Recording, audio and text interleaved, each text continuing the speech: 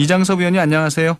예, 안녕하세요. 예, 이 지역구가 이제 충북 청주신 거잖아요. 예, 그렇습니다. 예, 그래서 이것부터 좀 여쭤볼게요. 이 옆 지역구일 것 같습니다. 이 정종순 의원, 지난 총선 예. 때 이제 회계 부정 혐의로 해서 지금 기소가 돼 있는데 체포동의안이 본회의 표결에 이제 붙여져 있잖아요. 네네. 오늘 어떻게 처리될 것 같은데 전망을 좀 어떻게 하시나요?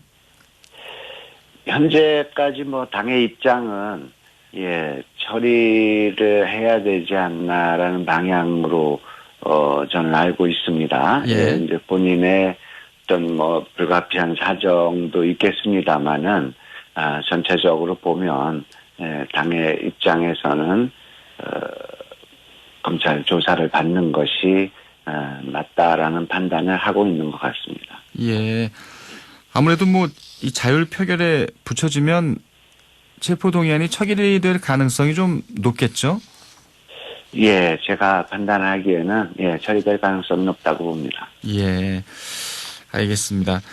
어제 문 대통령의 이제 시정연설 뭐 쭉 다 지켜보셨을 것 같은데요.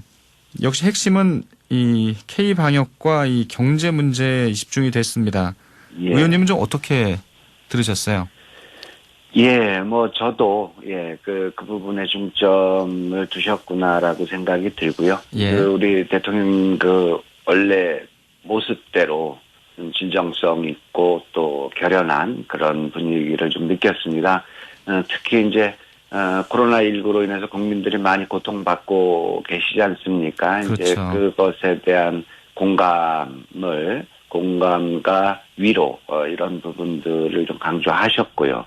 또 위기 뒤에 이제 기회가 온다고 이 코로나19 사태를 계기로 해서 우리 국가가 이제 그 세계적으로 국가적 위상이 많이 높아졌는데 그런 것들을 기회 삼아서 우리 경제를 어떻게 한 단계 또 변화시키고 도약시킬 것인가 이거에 대한 구체적인 플랜을 가지고 계셨고 그것을 네. 이제 국민들한테 소개하시는 이런 과정이었다라고 보고요. 저는 이제 제가 속한 상임위원회가 산업자원통상위원회다 보니까 네. 이 2050년에 탄소 중립 선언을 하셨다라는 것들을 좀 인상 깊게 봤어요. 이게 세계 선진 국가들이 이제 그동안은 어쩌면 이제 그 발전에만 주로 중점을 뒀었는데 이제는 더불어 함께 사는 방식 그리고 환경을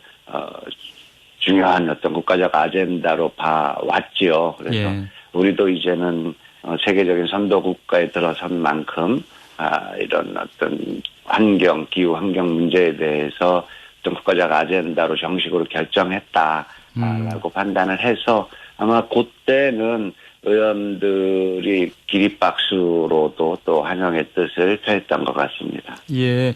2050년이면 이제 30년 후여서 좀 피부에 와닿지는 않는데 이 탄소 제로 선언이 갖는 의미가 큰 건가요?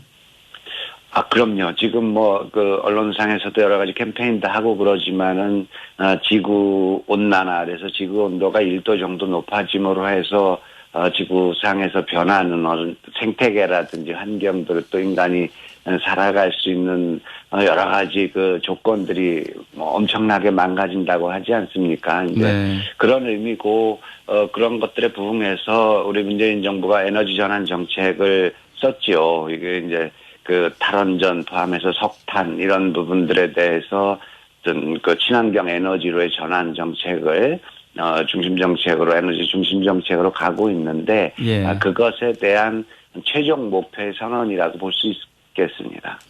그렇군요. 네. 근데 이제 시정연설을 할 때 사실은 뭐 야당 의원들이 또 이제 피켓팅도 하고 뭐 이런 부분들이 좀 이제 참 보기에는 좀 편치가 않았는데 여러 면에서 여당 의원들은 더 그랬을 것 같아요. 역시 이제 초선 의원들인데 많이 불편했습니다.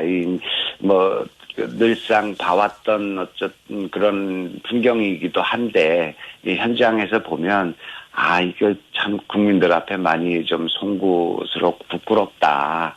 좀 더 진지하게 토론하고 어떤 자기들의 어떤 주장을 이야기할 수 있는 기회들이 꽤 있을 텐데 그런 방식들이 예. 어쨌든 뭐 야유라든지 피켓팅 이런 부분들이 과연 맞는 것인가 이게 참 국민들 앞에 볼썽사나운 상황은 아닌가 이런 생각들을 내내 했습니다. 예. 근데 이제 주호영 국민의힘 원내대표를 이제 이 청와대 경호처가 이제 몸수색을 했잖아요. 네. 예. 이 부분은 좀 이렇게 좀 자연스러워 보이지 않더라고요. 예. 그게 좀 그 매뉴얼상은 그렇습니다. 이제 오부 요인하고 정당의 대표를 에 대해서는 이제 대통령 근접에서 몸수색 대상에서 제외하고 나머지 분들은 이제 어쨌든 그 절차를 지키는 것이 매뉴얼상의 규정인데 그래도 뭐 현장에서는 좀 융통성 있게 처리했으면 좋았겠다라는 생각을 했어요. 근데 예. 또 이제 이런 문제를 가지고 그 대통령 시정연설이라든지 어제 하루 종일 또 그 아주 곁가지 문제인데 이런 문제를 제기하고 또 시끄러웠던 것이 더 좀 국민들 보기엔 품격 없이 보이지 않았나 싶고요. 통상 이제 너 나 몰라 뭐 이런 그런 정도의 분위기인데 좀 더 점잖하고 세련된 방법으로 이의 제기를 할 수 있지 않았을까 하는 아쉬움이 좀 있습니다. 네. 문 대통령이 이제 국회 차원의 협치를 어제도 이제 강조했는데 네. 앞으로 근데 정치 쟁점들이 많아서요. 네. 협치가 될 수 있을까? 좀 우려 섞인 시각들이 많습니다. 특히 이 공수처법 지금 뭐 이제 이 좀 지연을 좀 하지 말아줬으면 좋겠다는 그런 당부 얘기도 있었습니다만 좀 쉽지 않아 보이는데요. 그러게요. 협치라는 것이 이제 기본적인 어떤 전제들이 있어야 될 것 같습니다. 제가 보기에는 국민, 또 국가 발전, 뭐 그런 지향성이 같다라는 전제 속에서 이루어져야 되는 것이죠. 근데 이 공수처법 같은 경우는 이제, 우리가 그동안에 고질적으로 왔던 어떤 권력기관에 대해서 좀 더, 권력을 예. 공정하게 사용할 수 있도록 하는 이제 그런 최종적인 어떤 사법개혁의 완성 수준이라고 봐야 되는데 야당들이 이 공수처 부분들에 대해서 큰 틀에서 동의를 하면서도 실제 내용을 보면 이제 공수처가 작동하지 못하도록 공수처를 무력화시키는 방식으로 가고 있어요. 예. 예를 들면 공수처장을 결정을 해야 공수처가 활동을 할 수 있겠는데 그것들에 대해서 구조적으로 공수처장을 임명할 수 없는 조건을 제시를 하는 거죠. 이제 그렇게 되면 이제 협치라는 걸로 이걸 서로 하나씩 양보하자 일종의 이게 정당 간의 나눠먹기식 형태가 될 수밖에 없는데 네. 그렇게 해서는 안 되고 어떤 국가적 비전이라든지 어떤 국민들의 마음을 살려서 거기서 더 좋은 방향으로 가고자 하는 것들에 대한 어떤 정책의 어떤 서로 간의 조정 이렇게 봐야 될 텐데 지금으로서는 좀 전제가 잘못된 상태에서 원개념의 협치만을 주장하는 그래서 예. 좀 메아리도 없고 서로 간에 동의하기 어려운 이런 주장들이 난무하고 있지 않나 이렇게 생각이 듭니다. 예. 이 제1야당인 이제 국민의힘, 이 라임 또 옵티머스 사태에 대해서 이제 특검을 주장하고 있잖아요. 네. 이제 국회에서 이제 릴레이 규탄대회도 열고 있는데 이 특검에 대해서는 좀 어떻게 바라보시나요? 글쎄요, 이게 특검이라는 것이 이제 일종의 권력형 게이트여서 검찰이 어떤 권력의 눈치를 봐서 이게 제대로 수사할 수 없다라고 판단될 때 사용하는 방식이 이제 특검 아니겠습니까? 예. 그런데 지금 상황은 이 라임 옵티머스 이 사건은 어떤 시대의 사기꾼이랄까요? 이렇게 큰 대형 사기 사건이죠. 그래서 이게 어떤 권력이 집중적으로 개입돼서 권력의 힘으로 진행된 것이 아니기 때문에 어떤 권력 입장에서 봐도 이것들을 뭐 수사를 방해하거나 이럴 필요가 없겠죠. 오히려 그 피해가 많은 이제 국민들의 어떤 피해를 빨리 회복시키기 위해서라도 어떤 진실을 바로 잡고 또 그 진상을 파헤쳐야 되는 이런 것들인데 이것을 이제 그 특검으로 가면서 정말 지금 야당이 주장하는 특검이 한 120일짜리 특검이에요. 그러면 특검 구성을 하고 또 활동기간 120 이러면 오히려 지금 검찰이 하는 것보다 훨씬 더 늦어질 거다라는 부분들이 있겠고요. 예.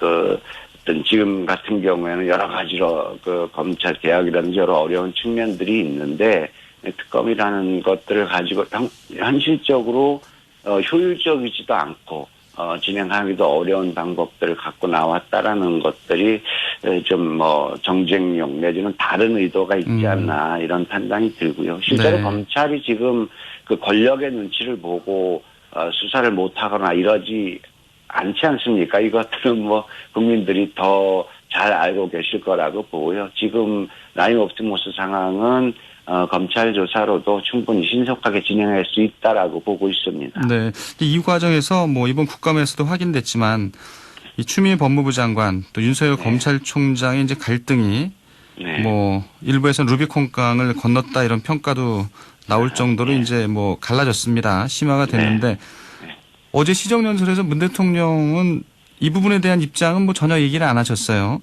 네, 그랬습니다. 예. 그 이유는 어떻게 판단하시나요? 일단은 뭐 적절치 않겠죠. 대통령께서 그 문제에 대해서 언급하시는 것 자체가 이제 적절치 않을 테고, 어제 같은 경우는 이제, 내년도 예산 정책을 설명하는 시정연설이었기 때문에, 네. 예산가가 내년도 정책, 그리고 그 정책에 수반되는 예산에 대해서 국회에 또 국민들께 소상히 이제 알려드리고, 이런 정책들은 이런 의미가 있습니다라고 하는 자리였기 때문에 어제 같은 경우에, 뭐, 물론 어제의 경우뿐만이 아니어도, 대통령께서, 그런 문제에 대해서 구체적으로, 또 직접적으로 언급하시는 것은, 맞지 않겠다라고 생각하고 있습니다. 예. 하긴 뭐 두 분을 다 또 임명하셨으니까요. 네, 임명권자이기 때문에 또 입장이 참 쉽진 않겠죠. 네. 최근에 이제 윤석열 검찰총장이 이 야권의 대선 후보로 거론되는 데에 대해서는 어떻게 생각하세요? 글쎄요. 너무 좀, 뭐랄까요. 희화돼 있다라는 생각도 좀 들고요. 예. 일단 그 상황 속에서 뭐 그분이, 그렇게 비춰질 수도 있겠다라고 생각이 드는데, 제 생각은 그렇게까지 생각할 필요는 없겠다. 문제는 나중 문제고, 예. 지금에 있어서, 본분을, 잘 유지하고 검찰 본연의 어떤 역할을 하는 것들이 중요하겠죠. 또, 그분의 생각이 나중을 생각해서 이렇게 한다면 더 큰 문제고요. 예. 그런 것들은 뭐 국민들이 용납하지 않을 거라고 그렇게 생각합니다. 예. 야당 대선 후보 정치권에 이 입문하는 뭐 이런 부분에 대해서는 국민들이 부정적으로 판단할 거라 이런 얘기네요. 그러니까 뭐 그거는 이제 나중에 국민들이 판단하시겠지만은 예. 지금의 그분의 그 이 행태들이 나중을 생각해서 네. 계산된 그런 행위라고 한다면 뭐 용납하지 않으실 거다 국민들이 이런 의미입니다. 알겠습니다. 예, 뭐 더 여쭤볼 게 많았는데요. 참 인터뷰가 생각보다 짧아서요. 예. 예. 예, 오늘 말씀 여기까지 듣겠습니다. 고맙습니다. 예, 고맙습니다. 더불어민주당 이장섭 의원이었습니다.